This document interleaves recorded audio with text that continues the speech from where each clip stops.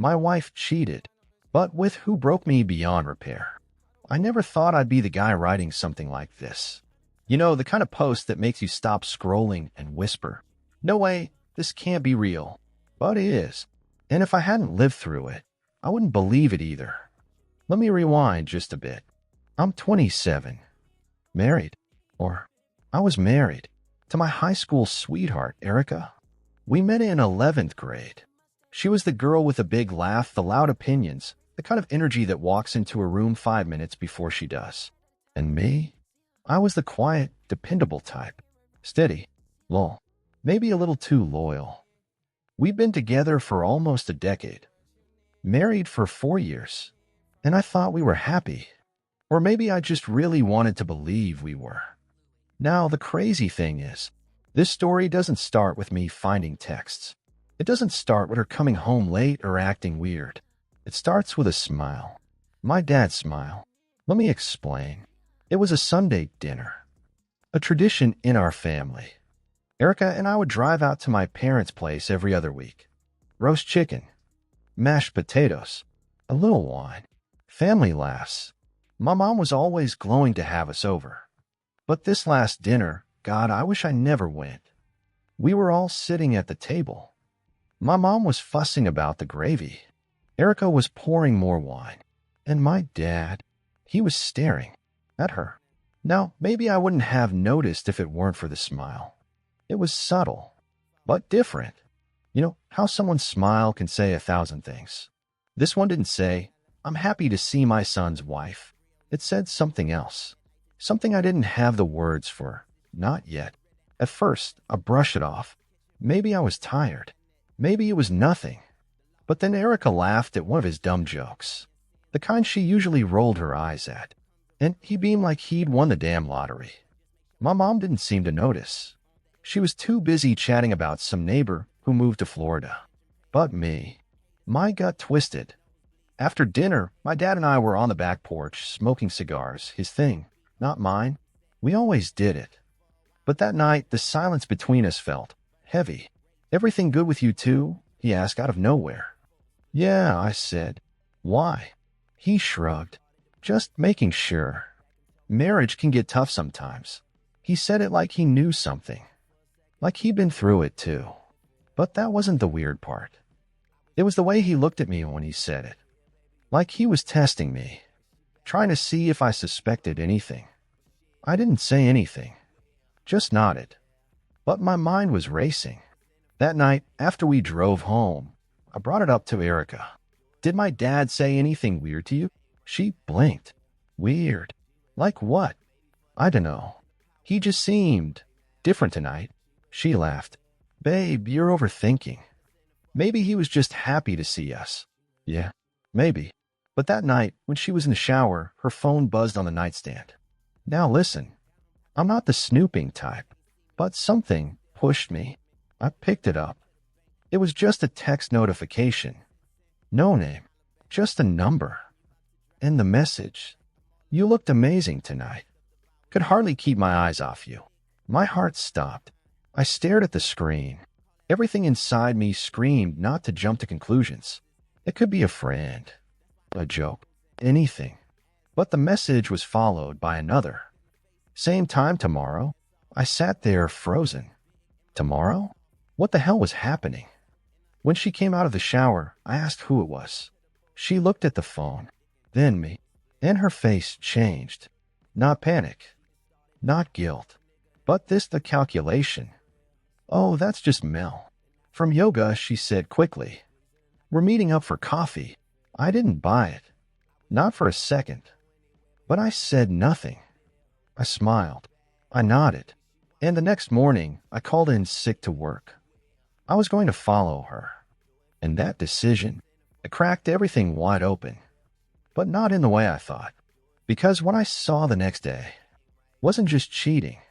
It was betrayal on a level I didn't even know was possible. So yeah, I called in sick. Pretended like everything was normal. Gave Erica a kiss goodbye, packed her smoothie like I usually did, even told her, "Have fun at yoga." I felt sick doing it. I waited 5 minutes after she left, then grabbed my keys and followed her. Now, I should probably mention we live in a smallish town. Not tiny, but small enough that people know people. Everyone shops at the same Trader Joe's. Yoga classes are full of soccer moms and Instagram girls. It's not exactly a place where secrets stay buried long. So I figured if she was actually going to a yoga class, let's see. And if not, well, I didn't know what I'd do. I just knew I had to know. She didn't go to the yoga studio. She drove straight past it. Didn't even slow down. Instead, she headed toward the other side of town, the older neighborhood where the houses are bigger, yards are wider, and guess who lives there? Yeah, my dad. At first, I thought, no way. She's not going to his place. There's got to be a reason. Maybe she's dropping something off. Maybe my mom forgot something and asked her to swing by. But the closer I got, the faster my heart pounded. She didn't even hesitate. Turned right into the driveway. Like she belonged there. I parked a block away. Waited. And then he opened the door. My dad, wearing sweatpants and a damn smile. That same smile from Sunday dinner. Couldn't breathe. Couldn't move. My entire body felt like ice. They didn't hug. They didn't kiss. But she walked in like she'd done it 100 times. Like it was normal. And he closed the door behind her. I just sat there, in my car, staring at the house I grew up in. And I felt like the walls were crashing in on me. 20 minutes passed, then 30, then an hour. Every minute was like a dagger turning in my gut. And then the worst part. My mom's car pulled into the driveway. I blinked. What the hell was she doing home? Erica and my dad must have seen her coming because within seconds, the door opened and Erica walked out, casual as hell. She smiled, waved at my mom, and strolled right past her to her car like nothing happened. Like she hadn't just been inside with my father. I ducked down in my seat, heart pounding, watching it all like some twisted play. My mom went inside. Erica got in her car and drove off. I followed her again. She didn't go home. She drove to a Target parking lot, sat there, and just stared out the windshield for 10 solid minutes before driving back to our apartment. Like she was thinking, processing, or maybe feeling guilty. I pulled in 5 minutes later. Acted normal. Asked, how was yoga? She didn't flinch. Good. Mel says hi. I almost laughed. She had no idea I'd been behind her the whole time. No idea that my world had already started burning. But I needed proof. Real proof. And not just for myself. Because if what I suspected was true, it wasn't just her betrayal. It was my own father betraying me. And that would destroy my mom. So that night, I set up a voice recorder in her car. Slipped an AirTag into her purse. I even dusted off the old mini camera I used when I was doing real estate walkthroughs and stuck it inside a tissue box on our living room shelf. I wasn't just suspicious anymore. I was hunting the truth. And a few days later, I got it. I didn't mean to find it that fast. But when I recorded, what I heard, it changed me forever. I didn't sleep that night.